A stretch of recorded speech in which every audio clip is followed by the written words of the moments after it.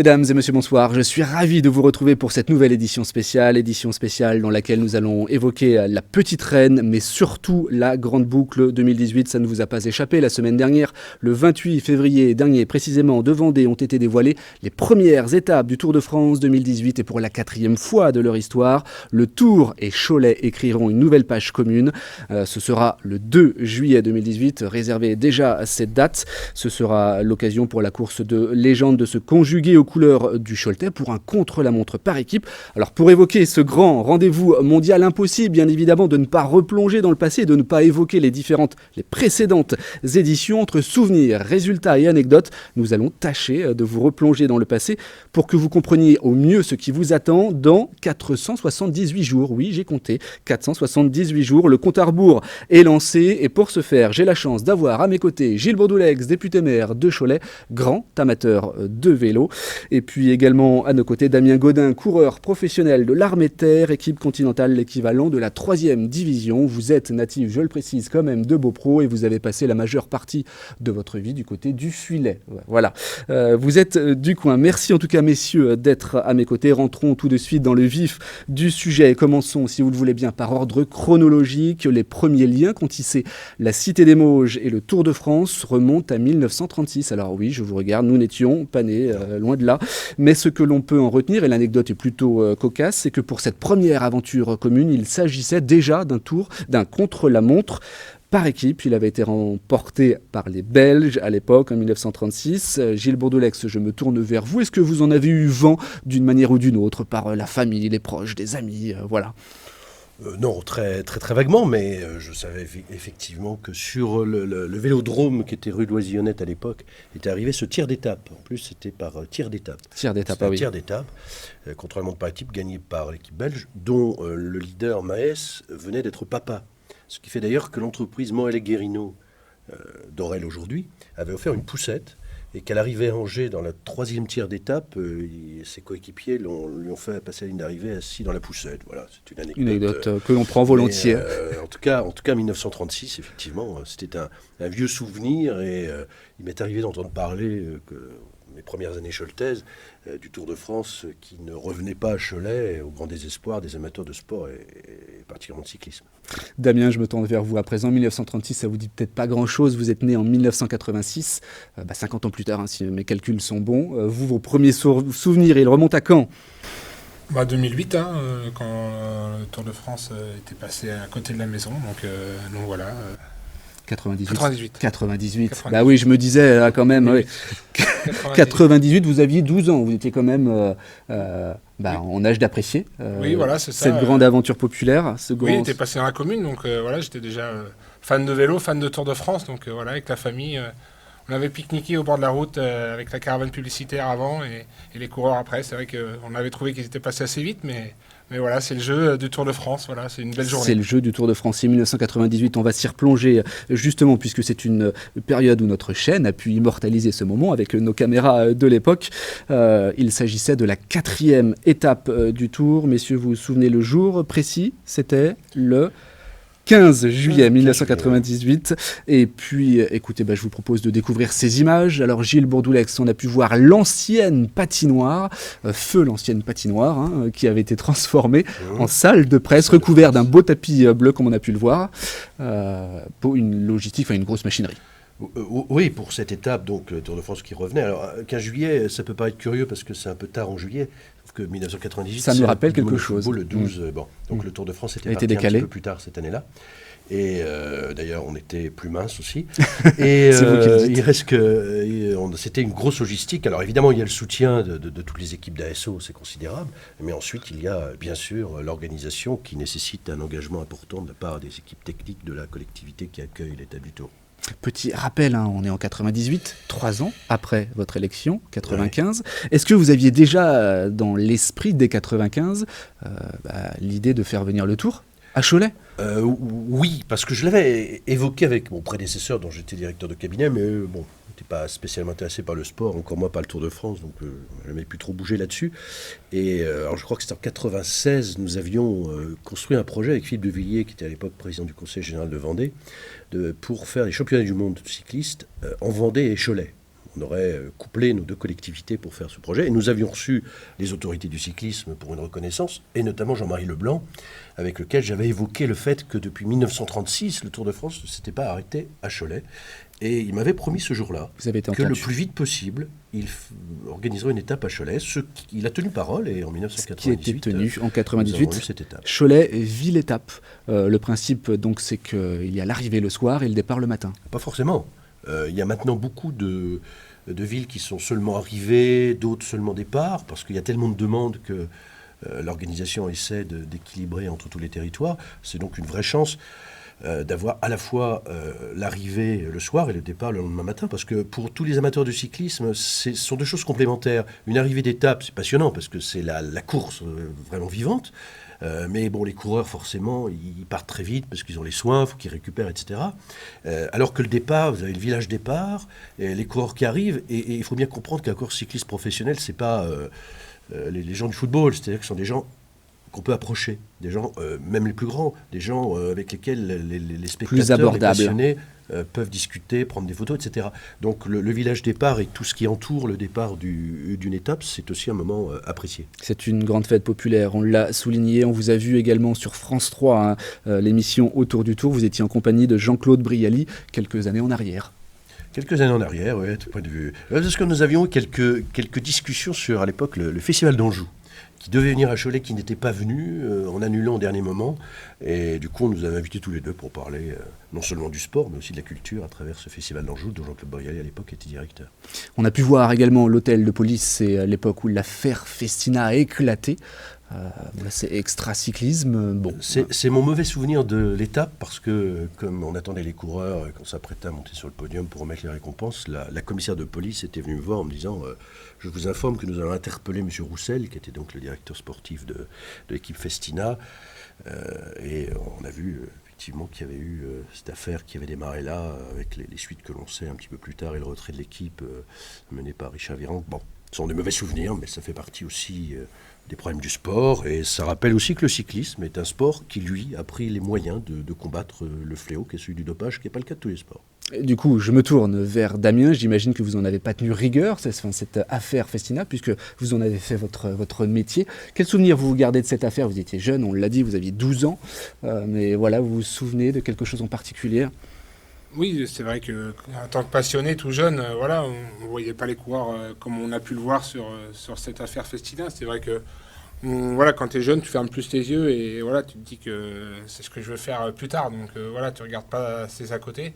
Voilà, c'était une époque où voilà, il y a eu des coureurs qui ont triché, mais aujourd'hui, ça m'a quand même donné envie de passer professionnel et d'en faire mon métier. Donc ça veut dire que voilà, j'ai pas regardé ce côté de notre sport ou du sport en général. Et puis ça n'a pas empêché ce 15 juillet d'avoir une très belle étape remportée, messieurs, par... C'est une question. Ah bah oui. Le Hollandais Black Evans. Un Hollandais, et le maillot jaune, c'était donc Stuart O'Grady.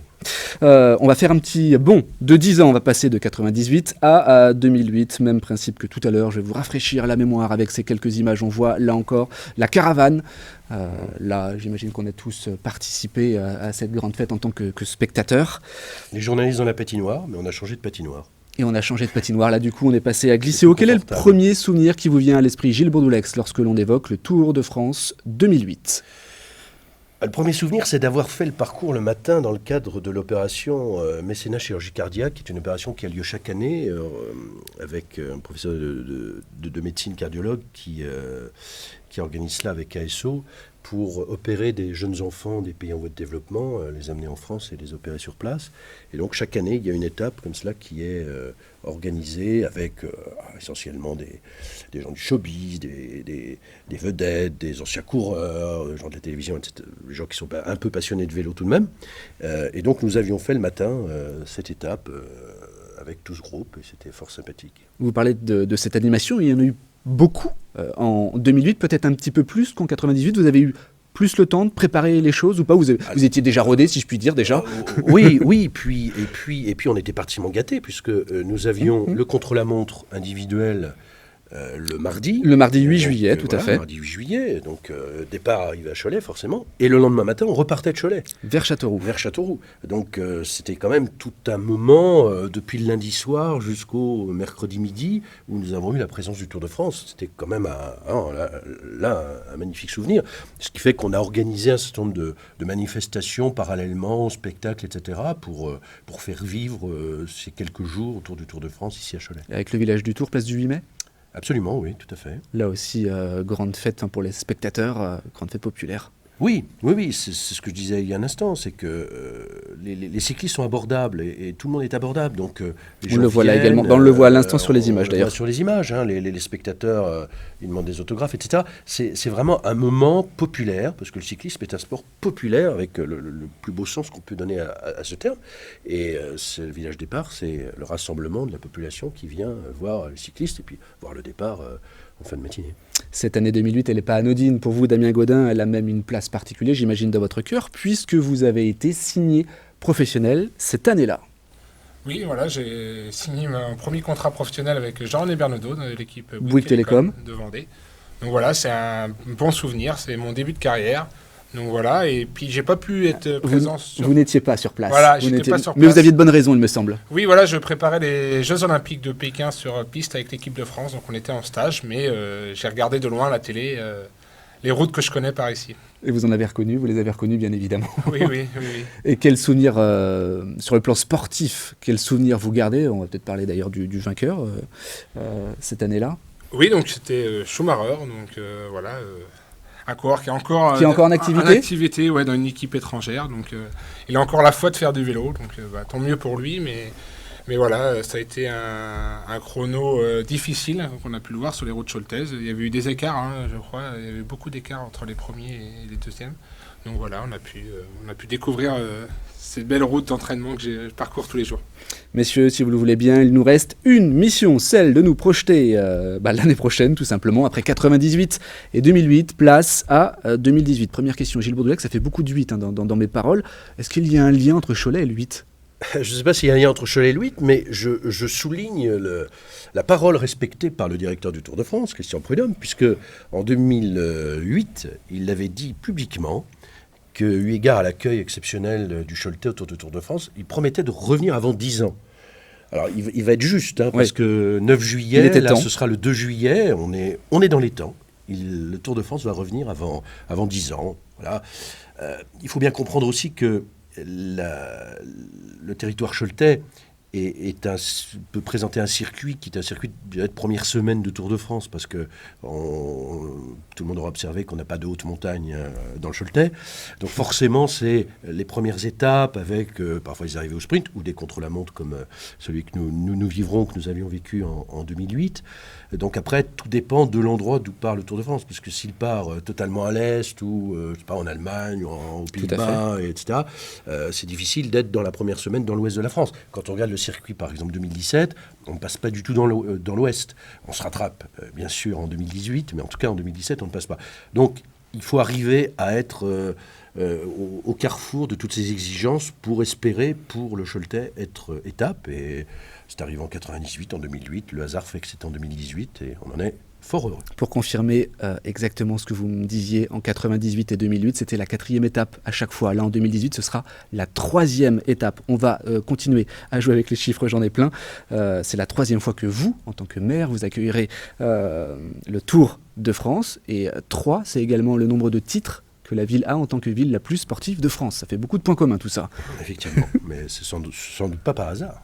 En termes de notoriété, c'est une sacrée vitrine. C'est l'un des événements sportifs, il me semble. Vous parlez de Coupe du Monde de football. Peut-être que c'est devant avec les Jeux Olympiques, mais ça rentre dans le tiercé, dire, des émissions sportives les plus regardées au monde. Surtout qu'à partir, alors ça demandait de préciser, je ne sais plus si 2017, dès cette année ou 2018, la totalité de l'étape sera diffusée sur France 2. Donc il y aura encore plus de temps d'antenne de la partie sportive, et qui plus est un contre-la-montre par équipe, bien évidemment, ou comme un contre-la-montre individuel, alors qui s'étale encore plus dans le temps, mais contre-la-montre par équipe, ça permet de tenir l'antenne une bonne partie de l'après-midi, donc de parler de la ville qui est en plus à la fois départ de l'étape et arrivée, ce qui ne serait pas forcément obligatoire. On pourrait imaginer un contre-la-montre qui part d'une ville et qui arrive dans une autre, à partir du moment où la distance reste acceptable. Mais là, en l'occurrence, on part et on arrive à Cholet, donc on va vraiment parler de Cholet tout au long de cette journée. Et je dirais même avant, parce qu'on n'aura pas eu de prologue comme la plupart des années de Tour de France, comme un certain nombre d'années en tout cas. On aura une étape en ligne dès la première étape, le samedi, en Vendée.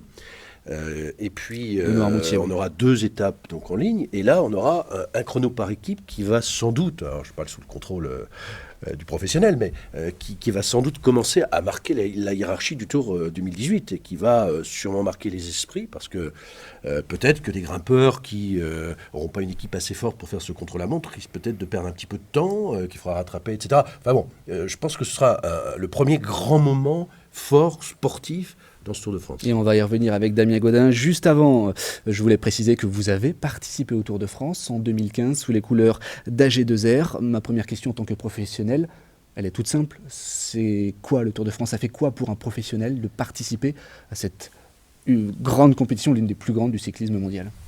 C'est un rêve qui s'aboutit, hein. C'est un rêve de gosse, comme j'ai pu vous le dire quand j'étais sur le bord de la route en 98. Là j'étais vraiment un acteur sur le vélo, devant des milliers de spectateurs, devant ma famille, à la télé. Donc ouais, c'est le rêve qui est assez abouti et c'est quelque chose qui restera gravé dans ma tête. Vous vous souvenez du départ, les premières minutes? Oui, c'était un 2015, prologue, c'était un prologue aux Pays-Bas, donc c'est vrai que c'est un peu la chair de poule. J'ai même fait un chrono un peu moyen parce que j'étais un peu surpassé de l'événement et un peu excité du plus beau événement sportif pour le cyclisme. Vous qui êtes spécialiste des efforts chronométrés, en individuel comme en équipe, comment on aborde un contre-la-montre par équipe? C'est vraiment spécial parce que c'est 9 coureurs, c'est pas un contre-la-montre individuel où tu gères ton effort tout seul. C'est géré à 9 pour arriver à 5, c'est le règlement aujourd'hui, il faut arriver à 5 sur la ligne et le temps il est pris sur le cinquième homme. Donc... Excusez-moi, mais en tant que spectateur, que deviennent les 4 autres? Ils ont le droit d'arriver 20-30 minutes derrière? Donc non, il y a quand même des délais. Il y a des délais à respecter. Ouais, il y a des délais à respecter, mais par contre, le chrono s'arrête sur le 5e homme. Donc on peut arriver à 6, à 7, à 9, bien sûr. Le but, c'est d'arriver le plus loin possible avec beaucoup de coureurs, parce que plus qu'on s'amincit dans la longueur de chrono, plus c'est difficile. Donc on a pu encore le voir. Moi, j'ai regardé hier une course en Italie où il y avait un contre-la-montre par équipe. L'équipe qui a gagné, c'est la BMC. C'est la BMC qui a fini à 9 coureurs, 8 coureurs, parce que c'était une course de 8 coureurs. Donc les équipes qui finissent avec le plus de coureurs ont une chance de gagner. Gilles Bourdoulex l'a précisé il y a quelques instants, les 2 étapes de Vendée qui devraient se terminer vraisemblablement au sprint. Enfin, on ne peut pas anticiper, mais vraisemblablement. Effectivement, il devrait se passer des choses sur l'étape choltaise et vraisemblablement qu'on devrait avoir un nouveau maillot jaune à l'issue de ce contre-la-montre par équipe. Oui, c'est sûr que ça va être le premier test pour les leaders de chaque équipe. Parce que un contre-la-montre par équipe, c'est quand même spécifique.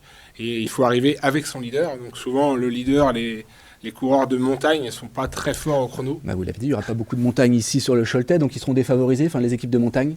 Aujourd'hui, on a quand même pu voir que des coureurs comme Chris Froome peuvent gagner des contre-la-montre individuels. Donc, mais c'est plutôt des coureurs un peu comme nos Français. Aujourd'hui, on a besoin d'une équipe autour de soi quand on fait un contre-la-montre par équipe de 35 km. C'est ça, il fera 35 km. Je pense qu'il y aura des écarts au soir de Cholet dès la 3e étape. Et peut-être pas perdre le tour, mais il y a des coureurs qui ont déjà des handicaps avant la montagne. Vous pourriez, j'utilise du conditionnel et c'est tout ce que je vous souhaite, vous pourriez être au départ de ce Tour de France 2018. Oui, c'est une éventualité. C'est vrai qu'on aura peut-être une chance avec ma nouvelle équipe, l'Armée de Terre. Elle va postuler en Division 2, donc en Continental Pro pour l'année prochaine. Donc on aura peut-être notre place sur le Tour de France. On fera la demande, ça c'est sûr. Quand tu es Continental Pro, tu peux participer au Tour de France. Donc ça sera peut-être une bonne surprise et avec plaisir de courir et de faire le Tour de France sur mes routes d'entraînement. J'imagine que si c'est le cas, effectivement, et c'est tout ce que je vous souhaite encore une fois, vous aurez une pensée toute particulière sur cette 3e étape. Ah oui. Gilles Bourdoulex, pour terminer cette édition, on arrive au terme de cette émission. Déjà, qu'est-ce que l'on peut souhaiter à ce Tour de France 2018 et surtout à cette étape de Choltaise et ce contre-la-montre par équipe? On peut souhaiter au Tour de France, bien sûr, la plus belle réussite, comme chaque année. Je veux dire, c'est un moment, mois de juillet, formidablement populaire, où les gens, enfin quand on voit les centaines de milliers de gens qui sont amassés au bord des routes, c'est extraordinaire. Donc on peut souhaiter évidemment qu'une belle réussite ici à Cholet, et puis un grand moment aussi de ferveur populaire autour du sport en général et du cyclisme en particulier, autour de ces routes. En plus on va avoir un beau circuit, un circuit qui sera, je crois, assez sélectif, et qui va permettre justement de voir les bons coureurs, les bonnes équipes, et déjà, je le redis, créer une forme de hiérarchie dans ce Tour 2018. Moi, ce que je vous propose, on arrive à 20 minutes d'émission. Moi, ce que je vous propose, c'est de nous retrouver en juin 2017. 3 mois, ça vous laisse le temps de vous entraîner ou de vous réentraîner. Ouais. Et je vous propose de vous retrouver sur le parcours. Ce sera l'occasion d'une nouvelle émission spéciale qui sera diffusée, je l'ai déjà dit, en juin 2017 sur nos écrans. Voilà, ce sera l'occasion également, on en a très peu parlé de ce parcours et c'est volontaire, ce sera également l'occasion de reparler de ce parcours, on va le disséquer en long et en large, ce sera en juin 2017, voilà pour le teasing. Je vous remercie messieurs d'avoir été avec moi, je vous souhaite un excellent week-end et puis vous chers téléspectateurs, à très bientôt sur TLC, à bientôt.